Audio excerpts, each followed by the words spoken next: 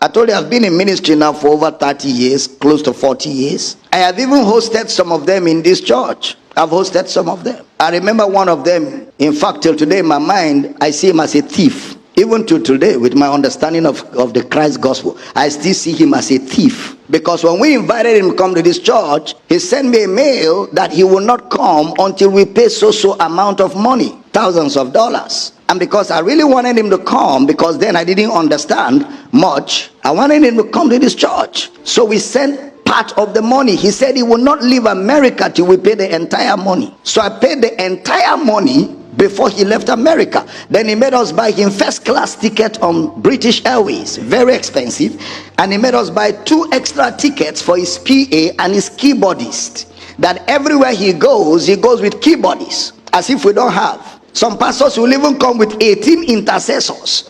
They are coming to preach for you. They will come with 18 intercessors. You have to house them, you have to clothe them, you have to feed them. Don't we know how to pray? As if the church don't know how to pray. It's intercessors that will come and pray. All these are abuses of ministerial privileges. So after we paid all the monies, this guy now calls me and says he's leaving America tomorrow, and he'll be in Uyo next tomorrow, because you leave America, you arrive the next day. So we bought him local tickets for him and his PAs and his keyboardists. He calls me in the night. He says right now he is in London, and something has just happened back home in America, crisis in his ministry. He doesn't know if he can still come, but he's trying to see how he can quell down the trouble at home and then see what to do. So at that time, I called the person who connected me with him, and I said, what is all this rubbish? This guy is talking, our conference is on, he's telling me he's in London, and I didn't plan for anybody to preach in his place. And we've paid him all the money. We've bought tickets. So he said, okay, don't worry, let me call him quickly. And after a while, he called me, he said, I don't think that guy has left America. He's lying to you. From the way I spoke with him, I still feel he's still in his house. He didn't leave America. I said, wallahi talahi, if he doesn't come for this conference, he will pay to the last kobo.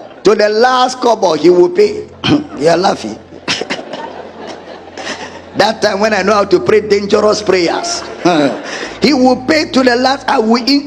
He go wound though. He go wound.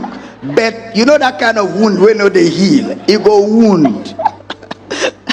You know, he never came. He never came, and he has not paid that money till today. He has not. I decided to go after him using all my connections in America. When they descended on him, and now he knew that this thing is going to go out of hand. I was preaching for one of his friends in Nigeria. He told his friend to beg me. Anything I want, he will do. Even if I want him to come, he will come and pay for that visit and all that. When I went to his friend's church to preach, and the friend met me in the hotel and begged me, I looked at his friend and said, if that guy is your friend, even you, I'm afraid of you. I told him. He said, please. He said, if you want, we can refund the money. I said, I don't need the money. How much can he pay for all the damages he caused?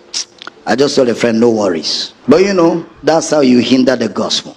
That's how people hinder the gospel. Some of them have come to this church, they charge money, we pay them. I have all the emails. All the emails are there. This week I went through my old files. I saw many of their emails. They contract. They will send you contract like business. You will sign, they will sign, then you will pay. Men of God. Men of God. When you hear me attack prosperity, I saw shege in prosperity, miss. No character, no integrity. It's all about greed and money. Some of you who have never done ministry, even in the village, you just be talking, how can Dr. Damina be attacking people? Something I have done for close to 40 years. If I speak, everybody should stand still and listen. If I was in the army, I'd be a general right now. Don't try this thing. Am I communicating? And some of them have PAs who do these dirty jobs for them. Some of them have agencies. Say, speak to my agent. They have agencies. Deposit $50,000 and you will balance once the event is over. The Akwa Ibom state governor one time had a relationship with me. I was in America preaching.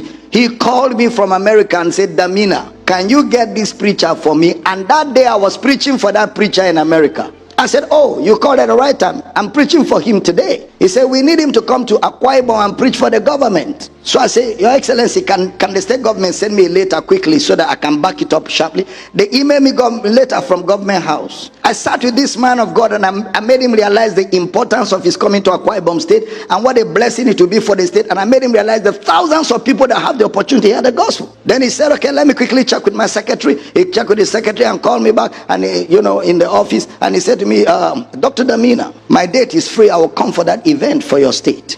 He said, but they have to pay me $250,000. What? So I said to him, for what? For what? He said, I have to fuel my aircraft both to and fro. And when I live like that, when I live even for one day, it costs me a lot of money. $250,000? I didn't call the governor back. The next day the governor called me. Dr. Damina, how is it going? I say, Your Excellency, I didn't call you because I don't know how this is going to sound. Me, I don't operate like this. So this guy is saying you should pay $250,000 for that, and it was going to be a 25-minute preaching. So the governor said, what is he coming to say like that? I said, Your Excellency, I truly don't know what the man will say that we have not said. He said, tell him to forget it. Tell him to forget it. Tell him. How can a preacher ask you to pay money into his account before he comes? Is he a contractor? Is he a contractor? I know of another preacher who came to Nigeria here, and the reason why I share these stories is not to make them look bad, is to make you not behave like that tomorrow. That's all. Bible says we learn from those who have gone before us. We learn from those who through faith and patience obtain the promise, and we also learn from those who behave like that how not to behave. Am I teaching here? Didn't we read about the spies, both the 2 that came with good report and the 10 that came with bad report? We learned from both examples. Much more when it happened in my very eyes. He came to Nigeria to do a ministers conference in Lagos. This guy is wealthy already in America. He came to Lagos. Over 10,000 pastors travel all over Nigeria to Lagos for the conference. And then at the end of the conference, he now asked every pastor to write the prayer request of his ministry and sow a dangerous seed, that they will take the prayer requests back with them to America and raise an altar for the Nigerian pastors. Pastors who couldn't even afford transport were closing down their accounts and adding money because they are going to raise an altar of prayer for their ministries. Pastors gave and gave. The money was too much.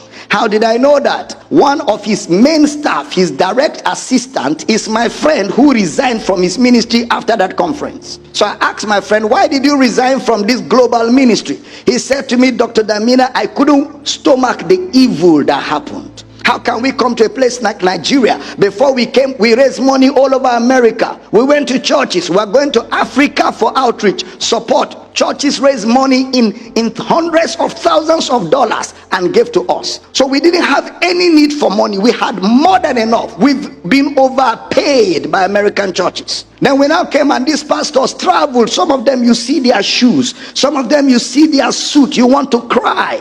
And this man stood before them with deceptive tears in his eyes. He was crying that the Lord told him if they would just give sacrificially, and attach it to their prayer request, God is going to move in their ministries like they've never seen before.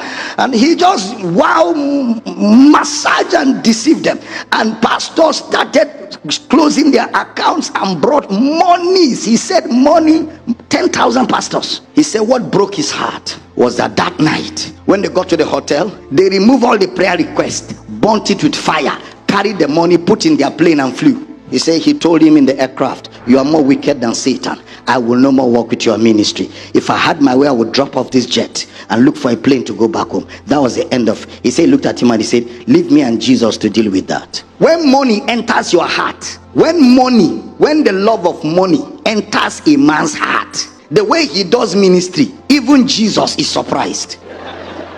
Am I teaching? I said, am I teaching? If such people pray and say in Jesus' name, I will not say amen. I have rejected such relationships. I have rejected such friendships. I have turned down such relationships in my life, time and after time again. If money was my pursuit in ministry by now, I would have not been living in Akwa Ibom. And I'm not joking. I would have had a private jet by now. I would have been living maybe in America or the UK or Europe. And I would have been flying my jet because that's my pursuit. I would have gotten it because the people I was hanging around, all of them have jets. But That's not what I was. Okay, so after the jet and all that, what next? After all of that, what next? What's the value of life? What's the value of life? I keep away from them totally with my life. I don't even listen to their preachings, because such people, they have dangerous influence. If you hang around them, they influence you even from afar. He said, you don't make a charge, so the gospel is not hindered. The truth of the matter is, once you make a charge, it takes away the ministry from what it is. Once you make a charge, it takes away the ministry from what it is.